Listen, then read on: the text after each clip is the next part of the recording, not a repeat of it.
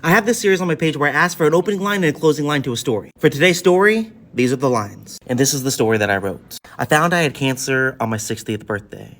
I sat there silently as the doctor told me. When he was done talking, I still did not say a word.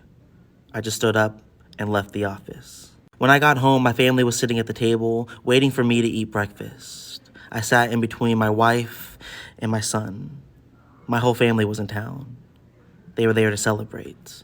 We were to have a big party that night. I'd finally turned 60. It's stage 4. The voice of the doctor rang in my ears, colliding with the conversations at the table.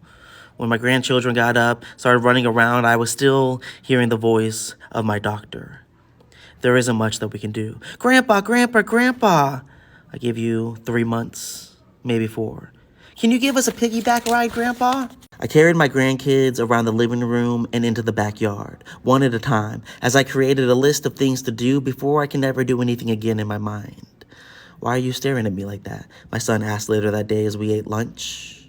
No reason, I said.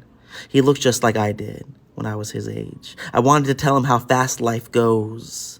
I wanted to tell him to appreciate everything while he still had the time, but I said nothing instead. I canceled the party. I told them I only wanted to be with my family that night. They were all I needed to celebrate 60 years of life. It really does hit you when you find out that you're dying, the things that matter in life. Everything else faded from my mind. I thought not of work or of the things I once considered to be my greatest accomplishments. I only thought of my wife, my kids, my grandkids. I thought of the Little League games, the dance recitals, the living room talent shows, and the spelling bees. I wished I could experience them all again. I wanted to go back. But in life, you only ever move forward. And as we sat there waiting for dinner to be served, I had only 3 or 4 months to go forward with 60 years of memories to keep me warm at night. For dinner, my wife made spaghetti and meatballs. She noticed that I wasn't eating, despite it being my favorite food. What's wrong, she asked me. What's on your mind? And at that moment, I could not hold it in any longer. I blurted it out. I have cancer, I said. All forks were dropped in that moment. All eyes were on me. It's stage 4, I said.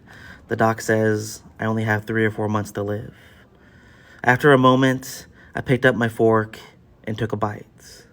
And then we ate the spaghetti in silence.